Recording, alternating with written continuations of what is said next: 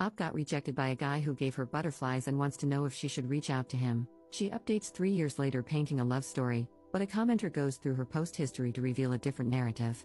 Posted by u/chroma_sparkles. So, I, 31F, was seeing a guy, 38M, for about a month. We went on 7 dates total and slept together twice.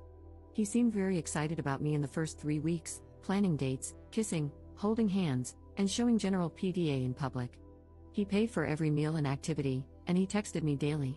We had great conversations, and everything seemed to be heading toward us happily dating. Then, this past week, I suddenly noticed him slow fading me. Yesterday, when I asked if he was available at all this week, he sent me a text apologizing profusely, saying he thinks we should see other people. I simply replied, while bawling my eyes out, "It's okay. Good luck with everything." I deleted my Bumble account almost instantly after he sent me that message because I was ready to give up, but I remade it today. After swiping a few times, his profile showed up, and I noticed that he had deleted his account and made a new one as well. No idea why. But that shows me he didn't break things off with me for another woman. Of course, like a dork, I still swiped right, holding out some kind of dumb hope that we'll match again. Normally, when I'm rejected by a guy, whether things were going well or bad, I say my little good luck message and move on. But I honestly feel like this guy and I were on the way to something special. I know nothing I say will necessarily change his mind, but for some reason, I really want to send him a message, maybe in a week or two, after some time has passed. I want to let him know how I felt about him because I never really got the chance to. I had been planning to tell him this week that I was developing feelings for him.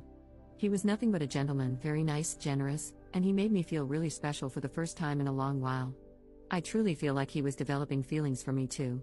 He proved it with his actions and words, which left me feeling like he was genuine. So, for him to end things so abruptly has kind of left me confused. I know people are allowed to change their minds suddenly with no explanation, and he's well within his right to do so. I'd be lying if I said I wasn't hoping the message would get him to change his mind or, at the very least, open the door for us to talk more about what happened. But I'm not a complete fool. I know it's more than likely that he will read it and not respond, even though we didn't end on bad terms. Even knowing that it most likely won't make a difference, I still want to send it because I really do want him to know how much I liked him and appreciated him, even if he doesn't care enough to respond.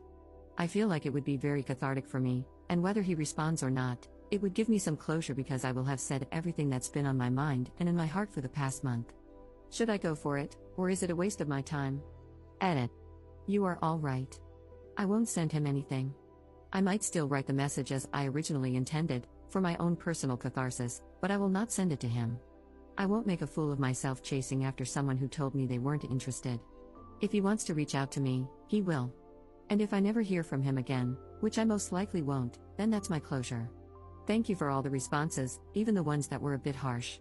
Update 3 years 5 months later. About 3 years ago, I made a post asking if I should reach out to a guy I was seeing after he rejected me. The general consensus was no, so I didn't. However, 3 months after I made that post, he actually reached out to me. We hadn't spoken at all during those 3 months, and I didn't go on any dates with anyone else. When I saw his text, my heart dropped, but I remained skeptical. After about 3 days of texting, he asked me to dinner. I grilled him about why he had rejected me and why he decided to reach back out. I wanted to ensure he wasn't playing any games. If I had sensed even a hint of that, I would have cut him off immediately. To keep things vague for privacy, the reason he gave for rejecting me was that he thought there was an incompatibility between us. Even though he really liked me, he didn't want to drag things out and then break it off later after one or both of us had developed deeper feelings. I asked why he decided to come back, and he explained that he realized we had something really good. He said he really liked me and was willing to overlook the incompatibility because, after thinking it through, he concluded it wasn't a big deal in the long term. For context, it wasn't anything major like kids, marriage, etc. He admitted he had made an assumption and ended things too early when he probably should have waited and talked it out with me. He acknowledged his mistake and apologized multiple times. I also asked if he had been seeing anyone else during the 3 months we weren't talking. He said no, he hadn't even been on any dates since me. Since he had never given me a reason not to trust him, I chose to believe him. I just wanted to make sure he wasn't using me as a rebound after being dumped or something. Long story short, we've been together ever since that dinner. And now, 3 years later, we're engaged. We are madly in love, and he truly is my best friend. My mom loves him, his mom loves me, he loves my fur babies, and they love him, so all is good. I'm sharing this not to brag, but to encourage people to stop cutting others off so quickly or assuming bad intentions when someone comes back. Believe me, I've been led on and used by men in the past, and I probably should have cut them off sooner. Looking back, the signs were there, but I chose to ignore them. My now fiancé has been nothing but a parade of green flags, but I was still cautious when we started dating. As much as I liked him, I would have walked away if I had seen any red flags. He came to me correctly and didn't play games. He asked me to be his girlfriend without me having to push for it, and he literally told me, "I didn't reach out with any intention other than asking you to be my girlfriend." Don't be afraid of being someone's second choice because, in a way, we're all someone's second choice. If someone comes back, don't assume they have bad intentions, unless they treated you poorly to begin with. But if someone was kind, caring, and generous, and things didn't work out the first time for some reason, it doesn't hurt to give it another try. Just make sure they're not playing games, and if they are, leave. Okay, this is really rambly, sorry. Thanks for reading. Edit. I'm still not going to reveal the actual reason. But, like I said, it turns out it actually wasn't a major incompatibility, just a bad assumption on his part. If we had truly been incompatible in some way, we definitely still wouldn't be together. Compatibility in a relationship is different for everyone, so what works for some people may not work for others. Commenter. Listen, I'm not trying to be messy or rude about Op, but there's a lot of context about her romantic life left out from her posts, both before and after this instance. TLDR, the impression I get is that she's afraid of being alone, especially because she's over 30, and the man will settle for having her around but isn't enthusiastic about having her in his life. Outside of her talking about her dogs and weight loss, all of her posts are about her love life. 6 years ago, in our /dating over 30, she complains about being ghosted by 3 potential romantic partners in 2 days. She estimates she's matched with 200 profiles in the past week on 2 platforms without any results. 5 years ago, in our /dating over 30, she's talking to 2 guys from online dating platforms. The 2 conversations always turn to cuddling, even when she steers away from that topic. She expresses confusion and seeks confirmation that the guys are trying to get sexual. 5 years ago, in our /divorce, she posts a rant about how she shouldn't be back in the market and deserves her version of domestic bliss. She says she's constantly getting rejected but also states that everyone she speaks with is boring. She mentions that when she was married, she constantly celebrated that she wasn't dating anymore. She closes out by stating she'd never get back with her ex but misses being happy in a marriage.